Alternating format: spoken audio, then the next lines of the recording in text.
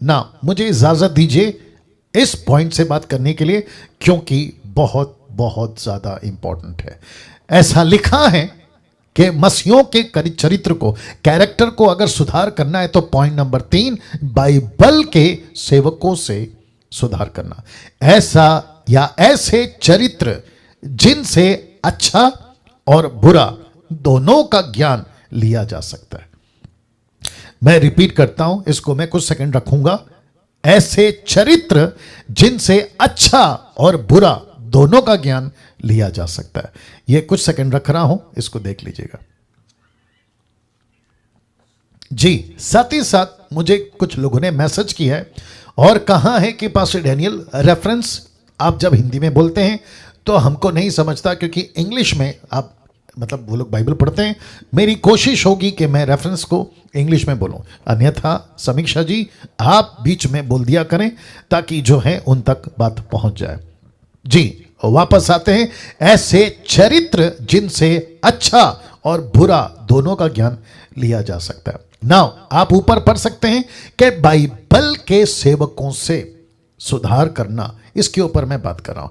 तो अच्छी बातें हैं तो अपने चरित्र को सुधारिए, अगर उनके बुरी बातें हैं तो बुरी बातों से भी आप सीख सकते हैं कि अगर उन्होंने बुरा किया हम कैसे बच सकते हैं, उनसे सबक लीजिए और खुद को बचाइए। Is that right?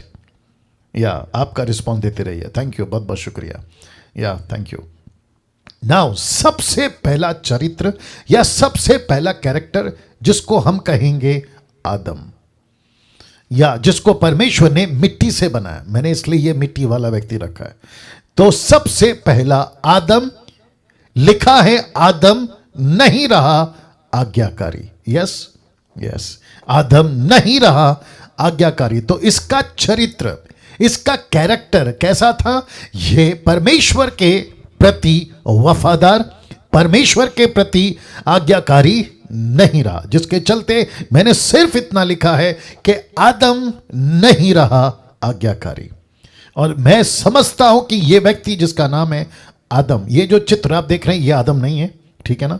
मुझे सिर्फ कनेक्ट करना होता है मैसेज को, इसलिए मैं फोटो का सहारा लेता हूं। इस व्यक्ति जिसको कहते हैं पहला व्यक्ति, first man on the earth, पहला व्यक्ति इस जमीन पर, वो ही फेल हो गया। वही फेल हो गया किसमें? आज्ञाकारिता में, ओबीडियंस में। और हम सब ऐसा चरित्र लेकर नहीं चलना चाहेंगे परमेश्वर के साथ में। जो आदम ने किया वो कतई हम नहीं करेंगे। आमीन। यस, नहीं करेंगे।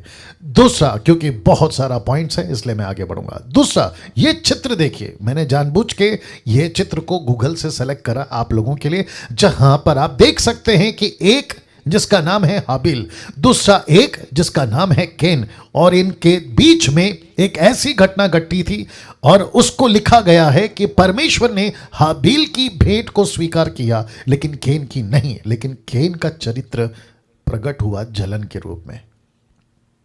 इसको कहते हैं कि अपने खुद के भाई के प्रति इसके मन में जलन आ गई। और मैं समझता हूं कि ऐसी कैरेक्टर या ऐसा चरित्र आज मसीह समाज में बहुत बहुत तेजी से फैल रहा है। हम किसी की तरक्की नहीं देख पाते, हम किसी की कामयाबी नहीं देख पाते, हम किसी को ऊंचा बढ़ता हुआ नहीं देख पाते, और हम सबसे ज्यादा जो शिकार होते हैं वह है जलन। उसका क्यों स्वीकार किया, मेरा क्यों नहीं किया? वो ही क्यों तरक्की कर रहा है, मैं क्यों नहीं कर रहा? प्रभु उसके साथ ही क्यों काम कर रहा है, मेरे साथ काम क्यों नहीं कर रहा? ऐसी जलन वाला चरित्र, बहुत ध्यान से सुनिए प्लीज, ऐसा चरित्र मसीह का नहीं होना चाहिए, नहीं होना चाहिए, नहीं होना चाहिए। अगर अभी कोई देख रहा है, आप सुन रहे हैं यूट्यूब जूम पे, मैं रिक्वेस्ट करता हूं, अगर इसके शिकार आप हो गए हैं, मैं रिक्वेस्ट करता हूं कि जितनी जल्दी हो सके आप इसके शिकार से खुद को बचाइए, और साथ ही साथ आपको कभी इसका शिकार नहीं होना है। कल का जो एंडिंग पॉइंट होगा वो यही होगा। एक तो है पवित्र आत्मा से सीखेंगे, और दूसरा है कि कैरेक्टर एक ऐसी चीज है, वो मशीन नहीं है आपने फिट कर दी और लाइफ टाइम के लिए चलेगा। No no no no no, आपको कैरेक्टर को प्रतिदिन और पूरी जिंदगी जब तक आपकी आखिरी सांस चल रही है आप उसको बनाते रहेंगे, बनाते रहेंगे, बनाते रहेंगे, बनाते रहेंगे। मैं उसके ऊपर कल बात करूंगा, लेकिन अभी आपको सिर्फ इतना बता देता हूं कि कैन किसका शिकार हो गया? जलन का। और उसके चलते उसने क्या किया? अपने खुद के भाई का, जिसको कहते हैं ना ब्लड ब्रदर, खुद का खून का भाई, उसका कत्ल कर बैठा। अब आप सोच के देखिए जलन कितनी डेंजर चीज है। साथ ही साथ मेरे पास में बहुत सारे रेफरेंस थे नीति वचन से, लेकिन मैंने नहीं डाला। पता है क्यों? क्योंकि लंबा है, आज का सेशन बहुत लंबा है, तो मैं बहुत कट किया हूं, बहुत कुछ कट किया हूं। याद रखिए, आप सभी जानते हैं कि एक व्यक्ति अगर जलन रखता है वो सूख जाता है। सूख जाता है समझते हैं? कमजोर हो जाता है, उसकी हड्डियां सूख जाती है, उसका स्पिरिट खत्म हो जाता है, प्रार्थना करने का मन नहीं करता, परमेश्वर के साथ संगति करने का मन नहीं करता। किसके चलते? जलन के चलते। आप सोच के देखिए, जलन कितनी डेंजर और कितना भयंकर चीज है। मैं एक छोटा सा टिप या फिर एक छोटी सी बात आपको दे देता हूं ताकि आप कभी जलन का शिकार ना हो। एक ऐसा नेचर रखिएगा कि प्रभु अगर आपने उसके साथ किया है, देर सवेर मेरे साथ जरूर होगा। आई थिंक वापस बोलना पड़ेगा। अगर आपने हाबील की भेंट को स्वीकार किया है, ठीक है, लेकिन देर सवेर मेरा भी आप कभी ना कभी स्वीकार करोगे। अगर किसी पड़ोसी का तरक्की हो रहा है तो देर सवेर मेरा जरूर होगा। अगर किसी को कामयाबी मिल रही है तो देर सवेर मुझे भी मिल जाएगा। बस फर्क इतना है कि आज उसको मिला है, मुझे तब मिलेगा।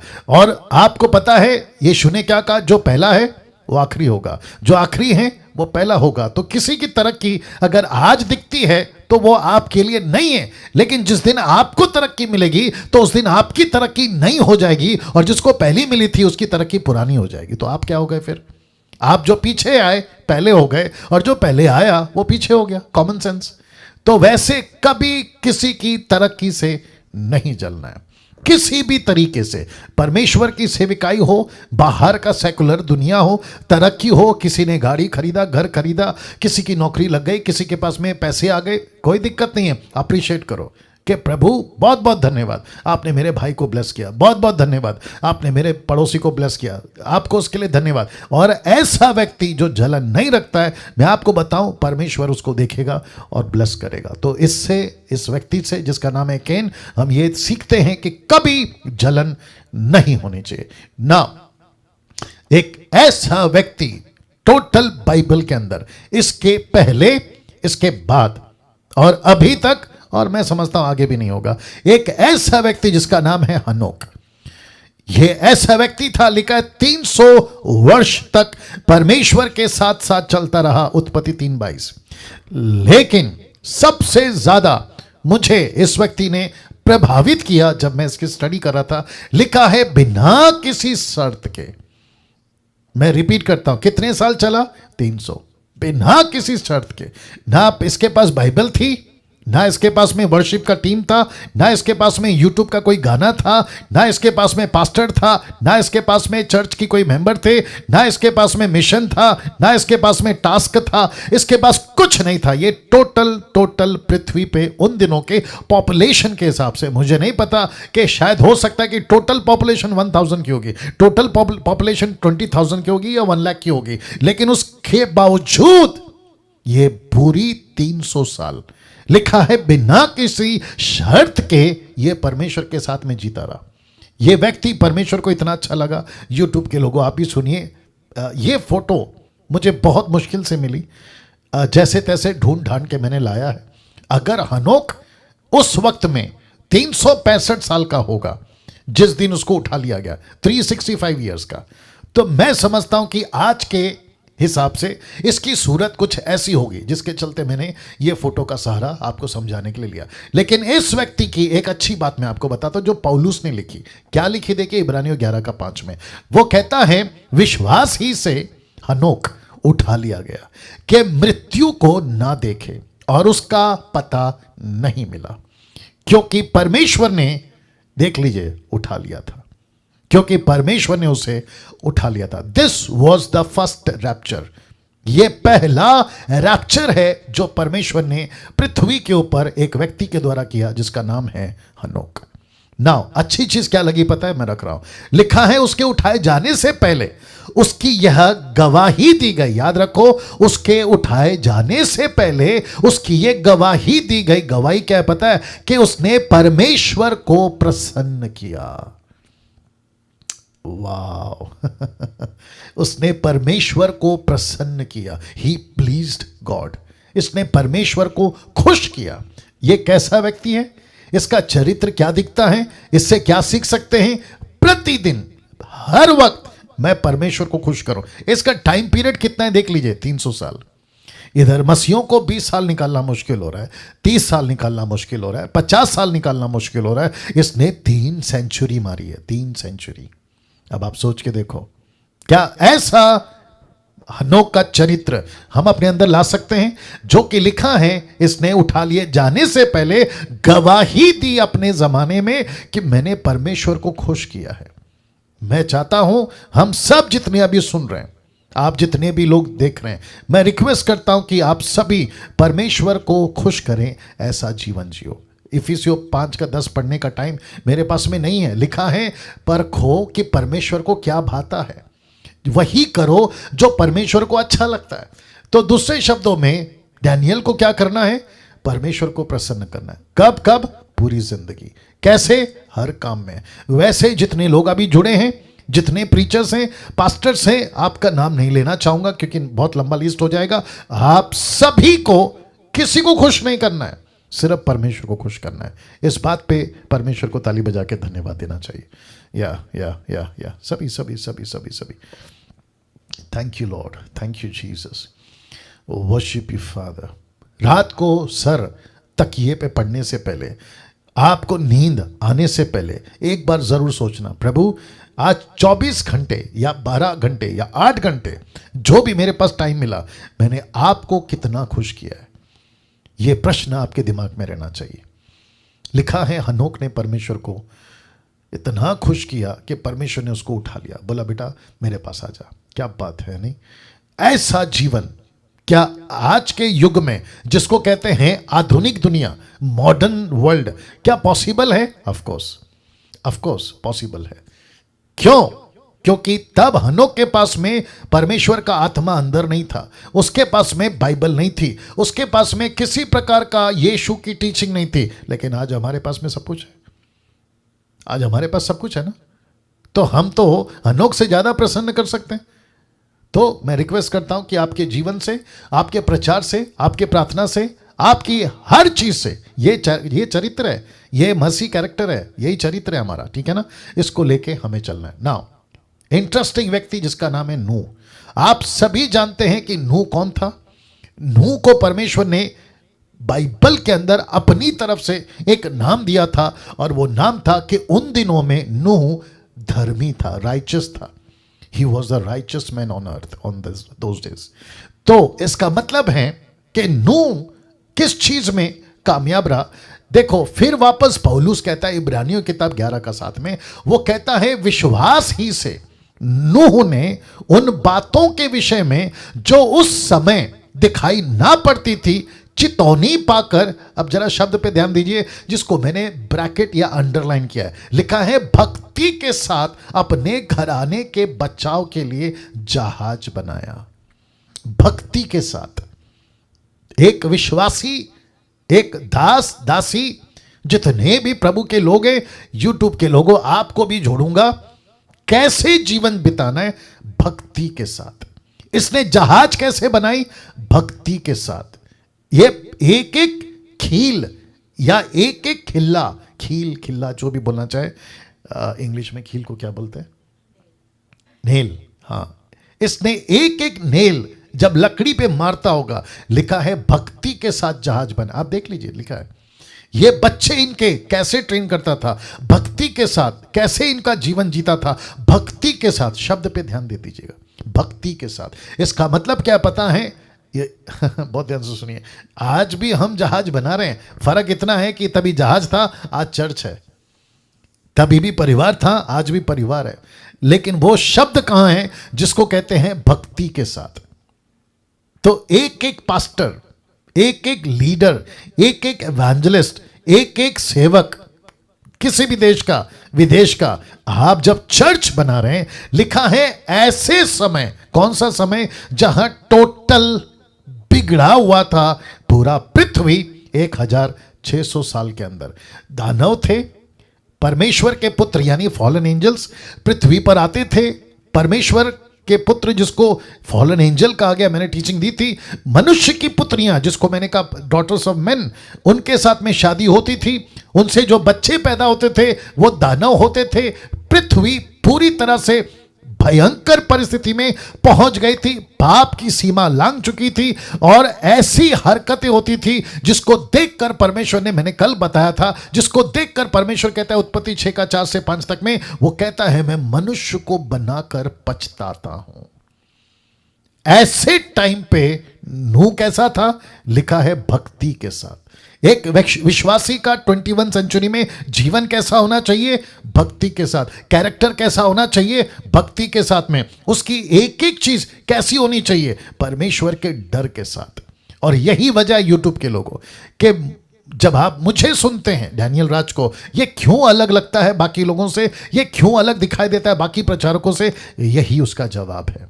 क्योंकि कुछ 6-7 साल से परमेश्वर ने 2014 से इस व्यक्ति को, जिसने 20 साल सिर्फ इंटरटेनमेंट किया है मसीह जगत में, गाना गाया, कव्वाली गाया, सूफी गाया, न जाने क्या क्या गाया, यूट्यूब पे मेरे वीडियो पड़े हुए जो दुष्टों ने डाले, ठीक है ना। लेकिन 2014 से मुझे पता चला है कि हमको परमेश्वर के साथ में भक्ति के साथ जीवन बिताना है। वाह, ये व्यक्ति जिसको हम कैसे भूल सकते हैं, जिसका नाम है इब्राहिम। ऐसा लिखा है 8 वचन में, इब्रानियों 11:8 में, विश्वास ही से इब्राहिम जब बुलाया गया तो आज्ञा मानकर ऐसी जगह निकल गया जिसे मिरास में लेने वाला था। यह शब्द ध्यान दीजिए, लिखा है और यह ना जानता था कि मैं किधर जाता हूं तो भी निकल गया। इसका मतलब है जो मैंने ऊपर लिखा है ना, आज्ञा मानकर, तो आदम आज्ञाकारी नहीं रहा, लेकिन अब्राहम के जीवन में आप देख सकते हैं घर से निकल गया, लिखा है आज्ञाकारी रहा। तो ऐसा व्यक्ति जब इसको कहा अपने खुद के बेटे को बलि कर, तो ऐसा बाप, आप देख सकते हैं 100 साल की उम्र का है ये बुड्ढा जिसको कहते हैं अब्राहम, उसके पीछे उसका बेटा आ रहा है। मैंने ये फोटो बहुत मुश्किल से ढूंढ कर आपके लिए लाया हूं, जो कहता है कि इब्राहिम इतना आज्ञाकारी रहा, अपने बेटे तक को दे दिया था। अब आप सोच के देखिए क्या आज्ञाकारी रहा, ये किस लेवल का आज्ञाकारी रहा कि कोई अपना बेटा दे देता है मरने के लिए। यहां कोई 20 रुपया नहीं देता किसी को बिना मतलब के, यहां पे ये अपना बेटा दे रहा है। तो आप सोच के देखिए क्या कैरेक्टर जीवन जिया इसने। ये कहता है कि परमेश्वर सब कुछ आपका है, और इसके आगे, किसके आगे, इसी के आगे अगर आप पढ़ोगे, पौलुस कहता है 8, 9, 10 में आगे कहता है कि अब्राहम को पता था कि परमेश्वर इतना शक्तिशाली है कि अगर मैं मार भी दूं तो परमेश्वर उसको फिर जिंदा कर देगा। ये इतना जानता था परमेश्वर को, और कैसे तड़प और कैसे जुनून और कैसे पैशनेट के साथ में ये चला। और मैं इसहाक की बात कर सकता था क्योंकि मेरे लिस्ट में इसहाक और याकूब नहीं है। अब ये जो लिस्ट है ना, उसमें इसहाक और याकूब नहीं है, लेकिन अगर मैं इसहाक की बात करूं तो इसहाक ने भी जरा सा भी उफ नहीं किया। उसने ये नहीं कहा कि पिताजी मेरी मौत क्यों, मेरा बदला क्यों, मतलब मुझे क्यों मार रहे हो, नहीं किया उसने ऐसा। याकूब की बात इसलिए नहीं कर पा रहा हूं क्योंकि याकूब की बहुत लंबी लिस्ट है, लेकिन मैं समझता हूं कि अब्राहम का परमेश्वर, इसहाक का परमेश्वर, याकूब का परमेश्वर इसलिए जोड़ता है क्योंकि परमेश्वर को इन तीनों से एक राष्ट्र को पैदा करना था जिसका नाम है इज़राइल। जी, एक ऐसा व्यक्ति जिसका नाम है अब्राहम आज्ञाकारी रहा ना। बहुत ध्यान से सुनिएगा, यह व्यक्ति जिसको कहते हैं जोसेफ, मैंने लिखा है दोनों लैंग्वेज में, जोसेफ, यूसुफ, आप सभी ये फोटो देख लीजिए। साथ ही साथ एक राइट और लेफ्ट में कुछ चीजें आएगी, मैं चाहता हूं कि आप उसको देख लें। लिखा है ये व्यक्ति सांसारिक बनकर जी सकता था, लेकिन इसने चुनाव किया आत्मिक बनकर जिया। अब आपको मैं बताता हूं कि सांसारिक क्यों, क्योंकि जब इसको पता चला मेरा खुद के भाइयों ने मुझे बेच दिया है, मेरी उम्र कितनी है, मात्र 17 से 18 साल की, ऐसी उम्र में लड़का भटक सकता है, ऐसी उम्र में बाप नहीं है, उसके भाई धोखेबाज निकल गए, इसके लिए दूसरे देश में है, गुलामी की जिंदगी जी रहा है और जैसे तैसे सब कुछ संवर गया। यूट्यूब के लोगों सुनिएगा, जैसे तैसे सब कुछ संवर गया, कुछ अच्छी पोजीशन पे आ गया, इसको एक ऐसा मौका मिला कि ये अपना चरित्र बिगाड़ सकता था। यस और नो? या ये बिगाड़ सकता था। पोतीपर की पत्नी के साथ मिलकर यह अपना चरित्र बिगाड़ सकता था। इसलिए लिखा है संसारिक बनकर जी सकता था, लेकिन ऐसे टाइम पे भी इसने क्या चुनाव किया पता है? पिताजी नहीं है तो क्या हुआ, भाइयों ने धोखा दिया तो क्या हुआ, समाज मेरे विरोध में है तो क्या हुआ, मैं गुलामी की जिंदगी जी रहा हूं तो क्या हुआ, मैं जहां रहता हूं वो ऐसा देश है, एक ऐसा राष्ट्र है जिसको कहते हैं इजराइल, यहां पे 2000 से भी ज्यादा देवी देवता हैं। लकड़ी को पूजते, पत्थर को पूजते, मेंढक को पूजते, सांप की पूजा करते, ऐसों के बीच में रहता हूं तो क्या हुआ। उसके बावजूद इसके मुंह से निकला कि परमेश्वर मुझे देख रहा है। वाह, क्या बात है नहीं? ऐसा व्यक्ति कहता है कि मैं सांसारिक जीवन जी सकता था, लेकिन मैंने चुनाव किया आत्मिक जीवन बनने का, लेने का या चलने का। अब आप सोचिए, मैं चाहता हूं कि खुद को रखिए, अपने आप को इसकी जगह पे रखिए। अगर ऐसा मौका आपको मिलता, आपका चरित्र क्या करता? आपको पता है 99.9% हम यही चुनाव करते, यार कितना अच्छा पैसा मिल रहा है, ले लो, बाद में देखेंगे, माफी मांग लेंगे। यार कितना अच्छा मौका मिल रहा है, पाप कर लेते हैं, बाद में माफी मांग लेंगे। प्रभु तो सब जानता है, प्रभु हमको दोबारा चांस देगा, नेक्स्ट चांस दे देगा, लेकिन अभी जो मजा है वो ले लेते हैं, बाद में जाके प्रभु से माफी मांगेंगे। 3 दिन 10 दिन 40 दिन फास्टिंग में जाएंगे, प्रभु माफ कर देगा। नो, ऐसा नहीं हो सकता। इसलिए इसने चुनाव क्या किया पता है? मैंने जब ये टीचिंग दे रहा था ना, आपको याद होगा, अगर आप एक बार मना करते हैं तो आपको बार बार मना करने की नौबत नहीं आएगी, लेकिन अगर एक बार मना नहीं करते हैं तो आपको पूरी जिंदगी मना करने की नौबत आएगी। एक बार यस तो हमेशा का यस, एक बार नो तो फिर आप सोचो हमेशा का नो। इसीलिए आपका जो चुनाव है ना, ये बहुत मैटर करता है। इस लड़के से हम ये सीख सकते हैं, किससे? जिसका नाम है जोसेफ। संसारिक बनकर जी सकता था, लेकिन आत्मिक बनकर जिया। आई होप कि ये पॉइंट आपको समझ आ गया और आप लोग जो हैं इसको सीख गए हैं। Thank you so much.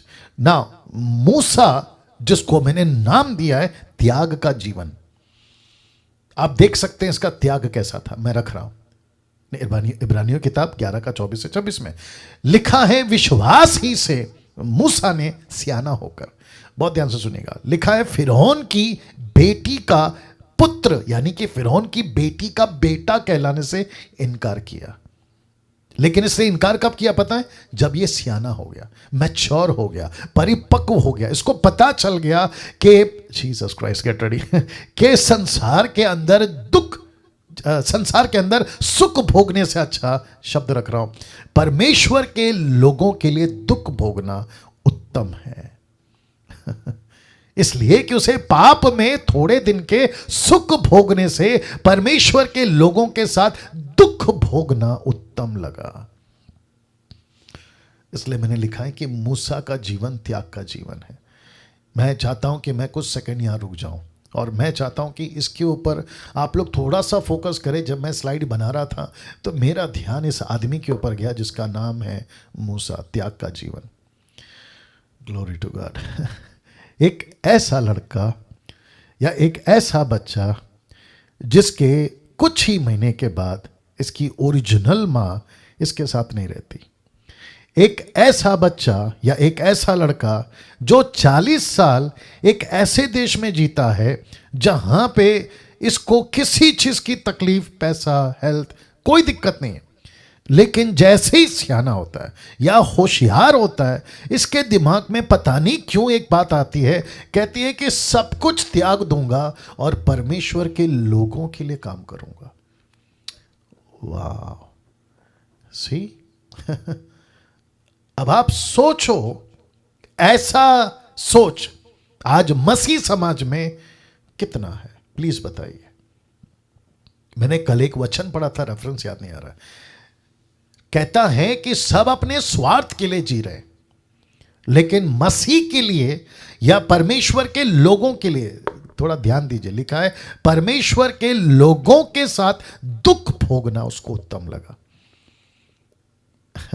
आप फैमिली के लिए दुख उठाते हैं ना, जायज है, पति पत्नी के लिए दुख उठाती है, जायज है। पति पत्नी के लिए दुख उठाता है, जायज है। माँ बाप बच्चे के लिए, बच्चे माँ बाप के लिए, जायज है। लेकिन कोई दूसरों के लिए दुख क्यों उठाएगा? God mercy on me. कोई दूसरों के लिए क्यों दुख उठाएगा? सोचिए ना आप। ऊपर से मैं मूसा की जब स्टडी दे रहा था, इसका कुछ नहीं लेना देना है, लेकिन 6 लाख लोग सुबह देखो गालियां दे रहे, झगड़ा कर रहे, इसको भला बुरा कह रहे, रात को देखो इसको भला बुरा कह रहे, पानी नहीं है तो इसी को डांट लगा रहे, खाना नहीं है तो इसी को डांट लगा रहे, जंगल में लेके आया तो इसी को डांट लगा रहे। इसको क्या पड़ी थी जरा सोच के देखिए। वैसे ही अभी जितने भी प्रीचर्स मुझे सुन रहे जो मसीह मंथन के, आप लोगों को क्या पड़ी है कि जूम पे आओ, फिर फेसबुक पे आओ, फिर प्रचार करो, परमेश्वर का काम करो, और ऊपर से कभी ऐसे वाले विरोध में तो कभी वैसे वाले विरोध में, और ऊपर से अपना खुद की समस्या। ये सब क्यों? एक व्यक्ति जिसका चरित्र मसीह का हो जाता है, वो ऐसा जीवन जीता है, वो ऐसा जीवन जीता है। और मेरी आप सभी से रिक्वेस्ट है, अगर ऐसा जीवन जीना है, जिसको कहते हैं त्याग का जीवन जीना है, तो आपका स्वागत है।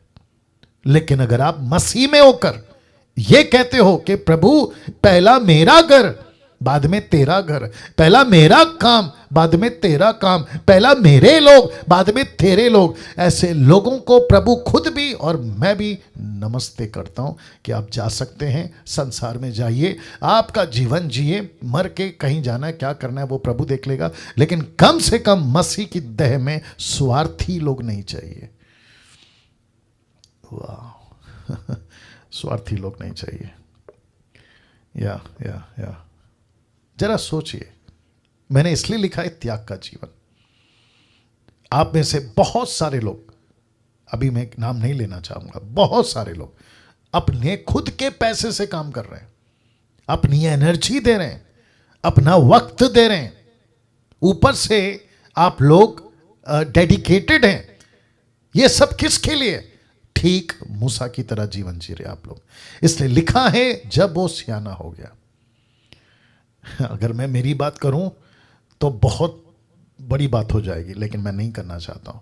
और मुझे पता है कि मेरा परिश्रम जो मैं कर रहा हूं वो व्यर्थ नहीं जाएगा, जिसका प्रतिफल परमेश्वर यहां दे तो भला, ना दे तो भला, लेकिन ऊपर मेरा पैसा कमाया जा रहा है। ऊपर स्वर्ग में मेरी बैंक बैलेंस यहां पे कितनी है, लेकिन वहां कितनी है ये मैं पक्का बता सकता हूं। वैसे ही हर कोई जो मसीह का जीवन, त्याग का जीवन जी रहा है, मैं आपको कहना चाहता हूं, जितने भी ऐसे यूट्यूब पे आप लोग अपनी पीठ थपथपाइए, खुद को शाबाशी दो कि प्रभु मुझे कोई नहीं पूछता, ये बात सही है, मेरी कोई शाबाशी नहीं करता, ये बात सही है, मेरी कोई तारीफ नहीं करता, ये बात सही है, लेकिन मैं उसके बावजूद दुख उठाने को तैयार हूं। मैं दुख उठाने को तैयार हूं। मूसा का त्याग का जीवन से हम ये चरित्र सीखते हैं कि मरते दम तक वो लोगों के लिए जिया। पर किसके, कौन से लोग? परमेश्वर के लोगों के लिए। आपको और मुझे किसके लिए जीना है? परमेश्वर के लोगों के लिए। मैं ये मेहनत क्यों कर रहा हूं, आप लोगों के बीच में क्यों आ रहा हूं? परमेश्वर के लोगों के लिए। आप जितने भी हैं प्रभु के दास लोग, जिनको मैं बार बार नाम भी लेता हूं, क्यों? परमेश्वर के लोगों के लिए। इस कैरेक्टर को बना के रखिए, इस चरित्र को बना के रखिए। मैं जानता हूं कि परमेश्वर आपके साथ बहुत बड़ा काम करेगा। वाह जोशुआ एक ऐसा व्यक्ति जिसको कहते हैं यहोशू हिंदी में। वचन को देखिए क्या लिखा है। एक काम करता हूं, पहले बता देता हूं। यह व्यक्ति ऐसा था जो ठीक इस लीडर के पीछे आया था या बाद में आया था, इस लीडर के जिसका नाम है मूसा। इसने क्या नहीं सीखा इस लीडर से जिसका नाम है मूसा? इसने अपने लीडर से सबसे बड़ी बात क्या सीखी पता है? इसने सीखी कि परमेश्वर को कैसे ढूंढते हैं। इसने सीखा कि परमेश्वर की आवाज को कैसे सुनते हैं। मैं आपको फिर से बता दूं कि यहोशू की पुस्तक में यहोशू को जब जब लड़ाई लड़नी थी, जब जब युद्ध करना था, सिवाय एक घटना के, फिर कभी उसके ऊपर वीडियो बनाऊंगा, लेकिन 99.9% यह प्रभु को पूछता था क्या करूं, यह प्रभु को पूछता था जाऊं कि नहीं जाऊं, यह प्रभु को पूछता था लड़ूं कि नहीं लड़ूं। और इसने यह सीखा था, इसलिए लिखा है, जरा देखिएगा, नीति वचन 27 का 18, the book of Proverbs chapter 27 verse 18 लिखा है, जो अंजीर के पेड़ की रक्षा करता है वह उसका फल खाता है। ओके, अब सुनो, इसी रीति से जो अपने स्वामी की सेवा करता है उसकी महिमा होती है। वाह ये उसका स्वामी कौन था? ये आदमी जिसका नाम है मूसा। इसने इसकी क्या की थी? इसने उसकी सेवा की थी। इसलिए लिखा है ना, नून का पुत्र यहोशू जो मूसा का नौकर था। निर्गमन 33 का 11, एक्सोडस चैप्टर 33 वर्स 11। यस और नो? एक ऐसा व्यक्ति जो अपने परमेश्वर की सेवा कर रहा हो, अपने पास्टर की सेवा, दूसरे शब्दों में उसकी लीडरशिप में, मैं अंत इसी से करूंगा आज, ऐसे लीडरशिप में जो चलता है, लिखा है उसकी महिमा होती है। मैं आपको बता दूं, मेरे पास में इस आदमी के ऊपर बहुत सारा पॉइंट बनाना था, लेकिन मैं रखूंगा आपके बीच में। इसने एंड कैसे किया पता है? अपने चैप्टर को मैं बताऊंगा आपको। इस व्यक्ति ने क्या क्या नहीं किया। यरीको की दीवार गिराई, उसके बाद में यरदन नदी को पार किया, और सबसे बड़ी चीज मैं भी रखने जा रहा हूं, दानव जैसे निफेलियंस लोगों को कत्ल करता करता युद्ध जीतता जीतता आगे बढ़ा। इसमें लिखा है कि जो स्वामी की सेवा करता है उसकी महिमा होती है। तो मैं रिक्वेस्ट करता हूं कि आप लोग जितने भी हैं, आपका जो भी लीडर है, लेकिन लीडर सही होना चाहिए। आपका जो भी पास्टर है, लेकिन पास्टर सही होना चाहिए। आप जिसके भी अंडर लीडरशिप के अंडर में, वो लीडर सही होना चाहिए। इंग्लिश में कहते हैं follow your pastor if he follows his master. इसका मतलब है कि अगर वो अगुवा सही है, अगर आप उसकी सेवा कर रहे हैं, दूसरे शब्दों में आप उसकी सुन रहे हैं लीडरशिप के मामले में, आपकी महिमा होगी। वाह, आपकी महिमा होगी। प्रभु आपको इज्जत देगा, प्रभु आपको तारीफ देगा, प्रभु आपको ऊंचा पर उठाएगा। इस व्यक्ति ने यही किया ना। इसकी लेटर देखो, ये थोड़ा लंबा है, बट मैं चाहता हूं कि आप इसके ऊपर ध्यान दें। लिखा है, फिर यहोशू ने इजराइल के सब गोत्रों को शकेम में इकट्ठा किया और इजराइल के वृद्ध लोगों को, यानी कि बुजुर्ग लोगों को, और मुख्य पुरुषों को, और न्यायियों और सरदारों को बुलवाया, और वे परमेश्वर के सामने उपस्थित हुए। वचन 2, तब यहोशू ने उन सब लोगों से कहा, इज़राइल का परमेश्वर यहोवा इस प्रकार कहता है कि प्राचीन काल में इब्राहिम और नाहोर का पिता तेरह आदि तुम्हारे पुरखा, बहुत ध्यान से सुनिएगा, पहली बार लिखा है परात महानद के उस पार रहते हुए दूसरे देवताओं की उपासना करते थे।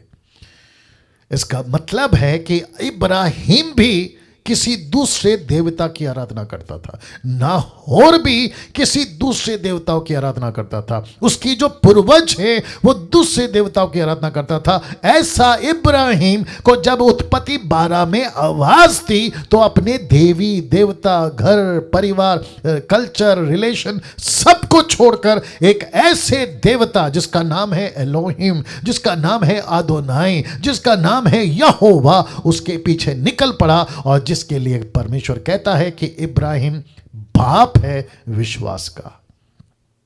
इब्राहिम बाप है विश्वास का। तो ऐसी बात करते करते वो पहुंचा वचन 3 में लिखा है, और मैंने तुम्हारे मूल पुरुष इब्राहिम को महानद के उस पार से ले आकर कनान देश के सब स्थानों में फिराया और उसका वंश बढ़ाया और उसे इसहाक को दिया। फिर इसहाक ने याकूब और एसाव दिया, 2 बेटे दिए, और एसाव को मैंने सेईर नाम पहाड़ी देश से दिया कि वह उसका अधिकारी हो, परंतु याकूब बेटे पोतों समेत मिस्र को दिया। वचन 5, फिर मैंने मूसा और हारून को भेजकर उन सब कामों के द्वारा जो मैंने मिस्र में किए उस देश को मारा, उसके बाद तुमको निकाल लाया। वचन 6, और मैं तुम्हारे पुरखाओं को मिस्र में से निकाल लाया और समंदर के पास पहुंचे, और मिस्रियों ने रथ और सवारों को संग लेकर लाल समंदर तक तुम्हारा पीछा किया। वचन 7, और जब तुमने यहोवा को दुहाई दी या यहोवा की दुहाई दी, तब उसने तुम्हारे मिस्रियों के बीच में अंधियारा कर दिया और उन पर समंदर को बहाकर उनको डुबा दिया। और जो कुछ मैंने मिस्र में किया उसे तुम लोगों ने अपनी आंखों से देखा। फिर तुम बहुत दिन तक जंगल में रहे। देखिए सीरीज वाइज चल रही है, समझ में आ गया? वचन 8, तब मैं तुमको उन मोरियों के देश में ले आया जो यरदन के उस पार बसे थे, और तुम उनसे लड़े, और मैंने तुम्हें तुम्हारे वश में कर दिया। तुम उनके देश के अधिकारी हो गए, और मैंने उनको तुम्हारे सामने सत्यानाश कर डाला। वचन 9, बहुत ध्यान से सुनिएगा। लिखा है, फिर मोआब के राजा सिप्पोर का पुत्र बालाक उठकर इज़राइल से लड़ा, और तुम्हें शाप देने के लिए बोर के पुत्र बिलाम को बुलवा भेजा। बिलाम जानते होंगे आप, जिसकी गधी ने रास्ता रोक दिया था, याद आ गया? वचन 10, परंतु, बहुत ध्यान से सुनेगा, लिखा है, परंतु मैंने बिलाम की सुनने के लिए नाही की। परंतु मैंने बिलाम की सुनने के लिए नाही की, मतलब तू वो नहीं कहेगा जो राजा कह रहा है, बल्कि तू वो कहेगा जो मैं कहूंगा। तो लिखा है, वह तुमको आशीष ही आशीष देता गया। किसको? एक ऐसी इज़राइलियों को जिसको परमेश्वर ने अब्राम से शुरू किया, इसहाक तक लाया, याकूब तक लाया, मूसा तक लाया, मिस्र तक लेकर आया, बाहर लेकर आया, और अब उनको पहुंचा दिया है उनके प्रतिज्ञा के देश में, जिसको कहते हैं कनान। ऐसा यहोशू 110 साल की उम्र में मर जाता है।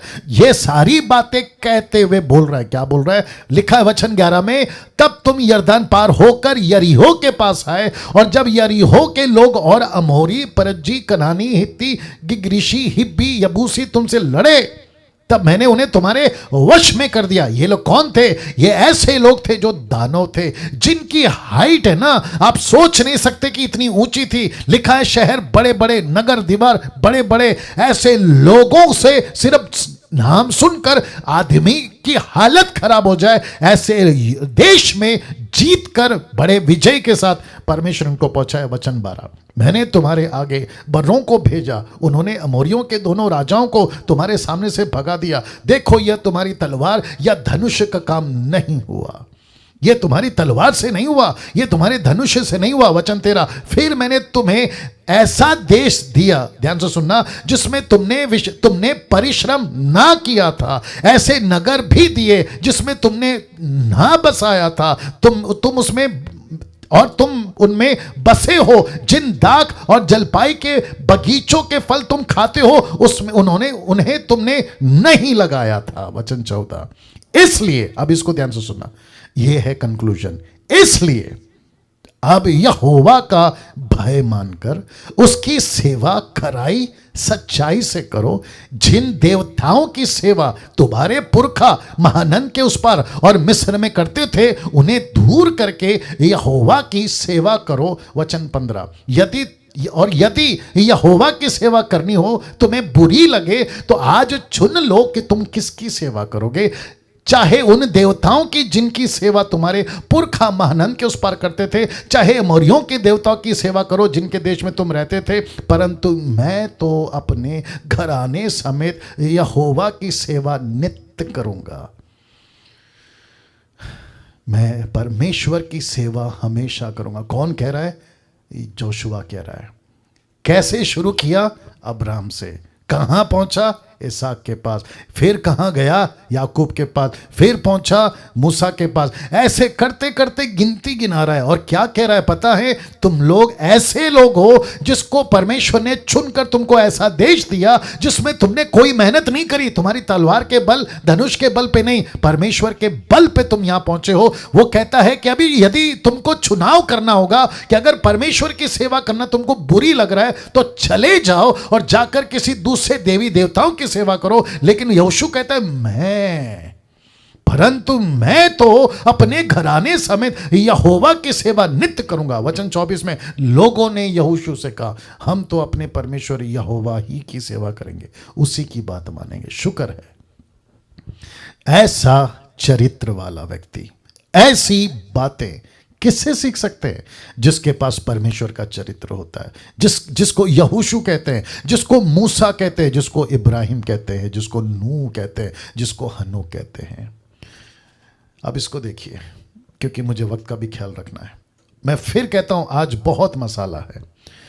आपकी जीबी, आपका डेटा मुझे नहीं पता कितना सपोर्ट करेगा इसको रिसीव करने के लिए, लेकिन प्लीज़ इसको लीजिए क्योंकि गजब की बातें आज आपके बीच में रख रहा हूँ।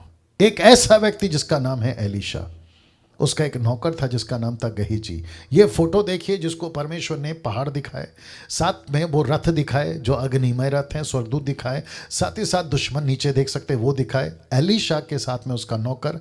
लेकिन आपको पता है ऐसा चरित्र जिसको कहते हैं एलीशा और ऐसा चरित्र जिसको कहते हैं गहीजी, एक वचन कॉन्टेक्स्ट में पढ़वा रहा हूं, आपको सपोर्ट करेगा। नीति वचन 29 का 23, प्रोवर्ब्स चैप्टर 29 वर्स 23। देखिए क्या लिखा है। लिखा है मनुष्य को गर्व के कारण नीचा देखना पड़ता है, मनुष्य को गर्व के कारण नीचा देखना पड़ता है, परंतु नम्र आत्मा वाला महिमा का अधिकारी होता है।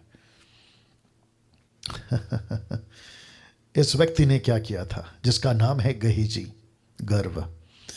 यह दूसरा उसके ठीक बगल में कौन है जिसका नाम है एलीशा, इसने क्या किया, नम्रता दिखाई। इसने कहा कि मुझे पैसे के चक्कर में नहीं पड़ना है, संसार की बातों में नहीं पड़ना है, मुझे संसार की चीज़ों में नहीं पड़ना है। तो परमेश्वर कहता है कि नम्र व्यक्ति, नम्र वाला व्यक्ति या नम्र आत्मा वाला व्यक्ति महिमा का अधिकारी होता है। और इसको क्या महिमा दिया जानते हो, ये तो मैंने सिर्फ एक झलक रखा है। परमेश्वर एलीशा से ऐसे बात करता था, उसको टोटल ट्रांसपेरेंसी जिसको कहते हैं ना, कौन क्या कर रहा है, राजा कहाँ से युद्ध करेगा, कौन सा सिपाही आ रहा है, एकदम कट टू कट। और लिखा है, आप लोग सभी गवाह हैं कि एलिया जिसके पास में दुगना, जिसके पास में सामर्थ्य था उसका दुगना इस व्यक्ति को मिला। अगर एलिया ने 7 किए तो इसने 14 किए, बड़े बड़े। अगर एलिया ने छोटे मिलाकर बड़े मिलाकर 14 किए तो इस आदमी ने 28 किए, 28। वाह, ऐसी बातों वाला व्यक्ति, चरित्र वाला व्यक्ति से आज हम ये सीख रहे हैं कि नम्र आत्मा वाला महिमा का अधिकारी होता है। नहीं चाहिए दुनिया की तरक्की, नहीं चाहिए नामान का पैसा, नहीं चाहिए किसी प्रकार की उन्नति। हमको जब तक परमेश्वर देता है तब तक लेंगे, नहीं देता है तो भी भला, अगर मिलता है तो भी भला। ये एटीट्यूड के साथ हमको चलना होगा। नाउ मेरा फेवरेट टॉपिक, मेरा फेवरेट व्यक्ति जिसका नाम है डैनियल। फोटो देख लीजिए एक बार जी। एक ऐसा व्यक्ति जिसकी उम्र सिर्फ 17 साल थी, 17-18 साल आप बोल सकते हैं, अपने 3 दोस्तों के साथ, जिसका नाम बेबीलोनियंस नेम, जिसको कहते हैं शद्रक, मेशक, अबेदनगो। इस व्यक्ति ने क्या कहा पता है, पहले ही दिन, दानियल की किताब 1 का 8, दानियल की बुक में मैंने बहुत कुछ बोला है, अगर आपने नहीं देखा तो देख लीजिएगा। टोटल बुक के ऊपर स्टडी दिया है मैंने, ठीक है ना, 12 चैप्टर का जी। लिखा है परंतु डैनियल ने अपने मन में ठान लिया। कहां ठान लिया? अपने मन में। क्या ठान लिया? कि वह राजा का भोजन खाकर और उसके पीने का दाखमधु पीकर आप पवित्र ना होए। इसने मन में ठान लिया था, इसने फिक्स कर लिया था, बोला कुछ भी हो जाए मैं किसी भी तरीके से राजा का खाना खाकर खुद को अपवित्र नहीं करूंगा। क्यों ना, कुछ लोग कहते हैं, कुछ स्कॉलर्स या बाइबल टीचर्स ऐसा कहते हैं कि राजा के खाने में कोई दिक्कत नहीं था, डैनियल को खा लेना चाहिए था। पता नहीं डैनियल ने क्यों किया, लेकिन बहुत ध्यान से सुनिएगा, डैनियल ने यह ऑब्जर्व किया, क्योंकि सब कुछ कट टू कट नहीं लिखा है। मैं हमेशा कहता हूं बाइबल सब कुछ नहीं लिखती है, आपके हिसाब से नहीं, परमेश्वर ने अपने हिसाब से बाइबल को लिखा है। उन दिनों में जो खाना राजा खाते थे, क्योंकि उनका देवता, अविश्वासी का देवता कौन होता है आप जानते हैं, परमेश्वर तो हो ही नहीं सकता। तो ऐसा कोई कनेक्शन था उनके खाने से, ऐसा कोई कनेक्शन था उनके पीने से, और जिसके चलते डैनियल ने, देख लीजिए, डैनियल ने कहा ना, मैं ऐसा खाना खाकर अपने आप को अपवित्र नहीं करूंगा। तो इसने कहां ठाना, शब्द को देख लीजिए, इसने मन में ठाना। अब 21वीं सदी में आप और मैं हैं, प्रश्न उठता है, आज भी बहुत कुछ है, चारों तरफ मूर्ति पूजा है, उल्टे सीधे कल्चर्स हैं, भिन्न भिन्न प्रकार की बातें हैं। ऐसे टाइम पे पौलुस की लेटर काम आती है और हमको पढ़ना भी चाहिए और बुद्धि के साथ चलना भी चाहिए। लेकिन अगर आपको जरा सा भी लगता है कि उसके साथ संगति करने से मेरी पवित्रता खराब हो सकती है, निकल जाओ। ऐसा खाना खाने से मेरा प्रभु नाराज हो सकता है, मत खाओ। ऐसी कल्चर को एक्सेप्ट करने से परमेश्वर के साथ रिश्ता खराब हो सकता है, वो कल्चर को नमस्ते बोल दो। आ रही है बात समझ में? तो इसका मतलब है कि पृथ्वी पे जीते वक्त में हमको यही देखना है कि हम परमेश्वर के साथ में किसी भी तरीके के साथ परमेश्वर को नाराज करके ऐसा कोई खाना नहीं खा सकते, जिसके लिए पौलुस कहता है कि मटन खाना गलत नहीं है, लेकिन किसी को ठोकर लगती है मैं मटन नहीं खाऊंगा। याद आ गया आपको? या ऐसा कोई कल्चर जो परमेश्वर को नफरत है मत करो। कल्चर बड़ा नहीं है ना, परमेश्वर बड़ा है। चीजें बड़ी नहीं है ना, परमेश्वर बड़ा है। अभी बीच में मसीह मंथन के कुछ ग्रुप के लोग थे, चर्चा चल रही थी, इसमें से कुछ लोग जानते भी हैं। तो एक सिस्टर को कनेक्शन किया गया था किसी बात को लेकर, लेकिन उनको गुस्सा आ गया। कुछ लोग जानते हैं मैं क्या बात कर रहा हूं। लेकिन उसने ये नहीं सोचा, यहां पे दानियल को ये जो टेबल पे खाना है ना, उससे कोई प्रॉब्लम नहीं था, लेकिन उसको पता चला कि ये खाना खाने से परमेश्वर नाराज हो सकता है, पवित्रता खराब हो सकती है। उसने सीधा मना कर दिया। तो क्या दिक्कत है?